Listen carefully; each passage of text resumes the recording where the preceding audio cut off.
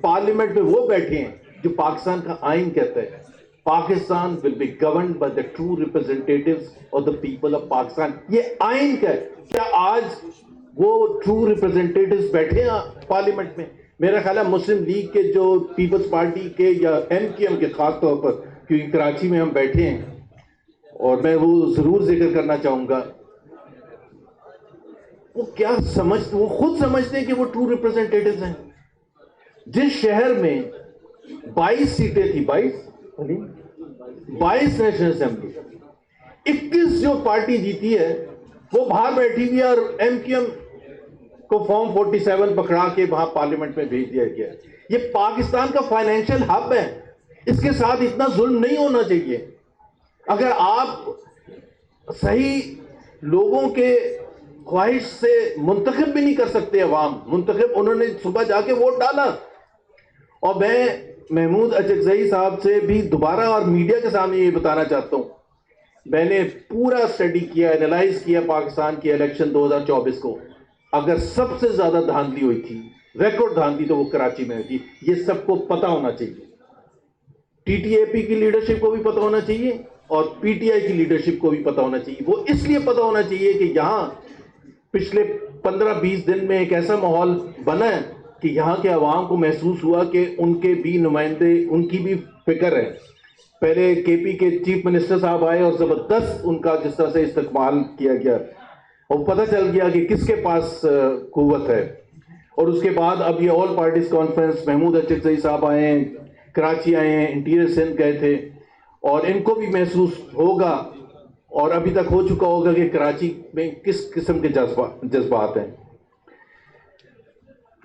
ہم صرف چاہتے ہیں کہ پارلیمنٹ سورن ہو، اور وہ اس وقت ہوگی جب الیکشن کمیشن آپ کا ایسا ہوگا جس میں کریڈیبل لوگ آپ اپوائنٹ کریں گے، جن کے اوپر پاکستان کے عوام کا ٹرسٹ ہو، تاکہ وہ ایسے الیکشن کرا سکیں کہ الیکشن میں کوئی دھاندلی نہ ہو اور عوام اس کو ایکسیپٹ کریں جو بھی ہو.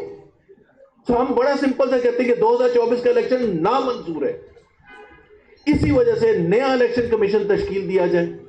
نیا الیکشن کمیشن تشکیل دینے کے بعد ایک کیئر ٹیکر سیٹ اپ ہو اور وہ الیکشن کنڈکٹ کرے اور ٹرو ریپرزینٹیٹیوز ہوں.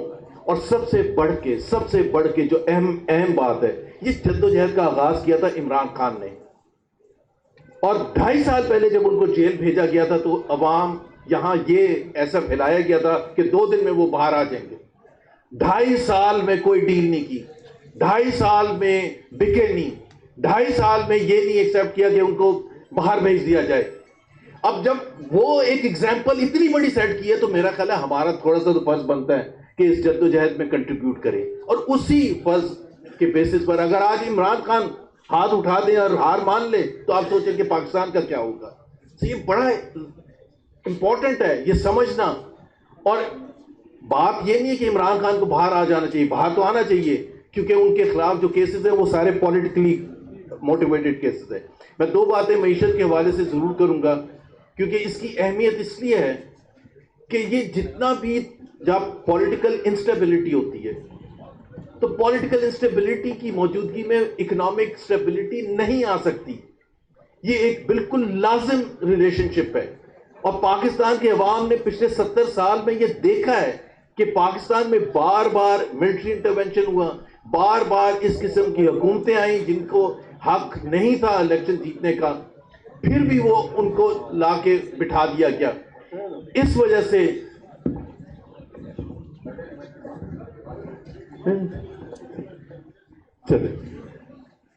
جب تک آپ پولیٹیکل اسٹیبلٹی نہیں لے کے آئیں گے اکنامک اسٹیبلٹی نہیں ہوگی. اور اکنامک اسٹیبلٹی کے چند اعداد و شمار، ایک تو حکومت کی بہت سی رپورٹس خود آ گئی ہیں.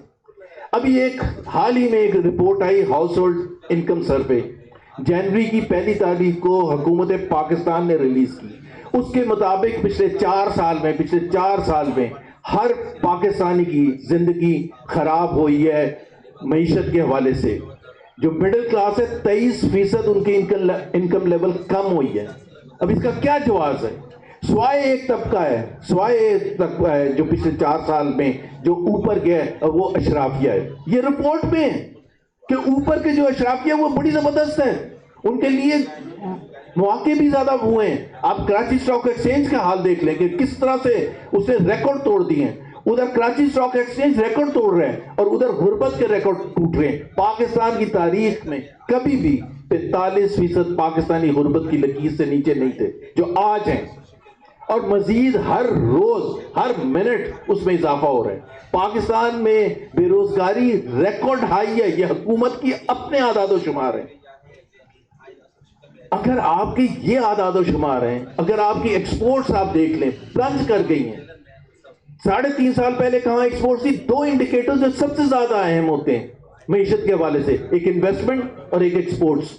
انویسٹمنٹ 50 سال کی لوسٹ لیول پر ہے اور ایکسپورٹس پلنج کر گئی ہے. فورن ڈائریکٹ انویسٹمنٹ آ نہیں رہی ہے. یہ باوجود اس کے کہ وزیر اعظم صاحب پتہ نہیں کتنے دورے کر چکے ہیں, کتنے ایم او یو سائن کر رہے ہیں.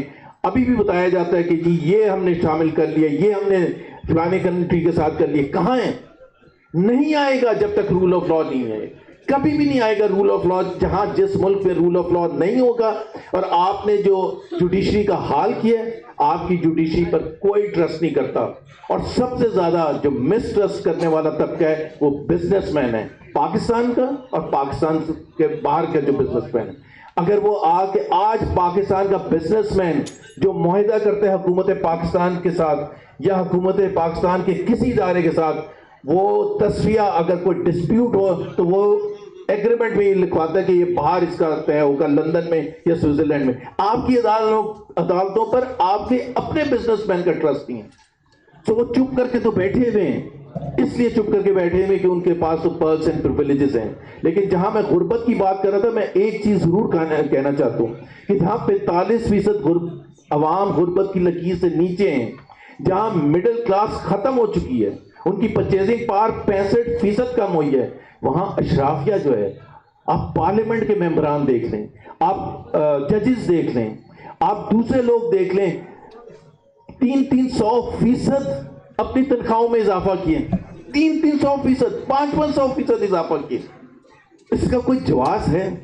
اس کی ایروگنس آپ دیکھیں کہ جی ہمیں کوئی پرواہ نہیں ہے کہ مڈل کلاس کے لیے کتنی مشکلات ہیں, ہمیں کوئی پرواہ نہیں ہے کہ غریب طبقے کے لیے کتنی مشکلات ہیں. یہاں آٹا لینا مشکل ہے, یہاں چینی لینی, چاول لینا, گوشت لینا, دالیں لینا کھانا مشکل ہے, اور وہاں اشرافیہ کے آپ خود دیکھتے ہوں گے میڈیا پر, سوشل میڈیا پر کس طرح سے جشن منائے جاتے ہیں, کس طرح سے ان کے پاس عیاشیاں ہیں. تو یہ ایک ظلم ہے, اور یہ اس وقت تک رہے گا جب تک یہاں ٹرو, فری, فیئر اور ٹرانسپیرنٹ الیکشن کر کے آپ اس قسم کے لوگوں کو لے کے آئیں گے جو پولیٹیکل سٹیبلٹی لے کے آئیں, اور وہ پھر اس کے نتیجے میں اکنامک سٹیبلٹی آئے گی. بہت بہت شکریہ, اینڈ ویلکم ٹو اسد کیسر صاحب.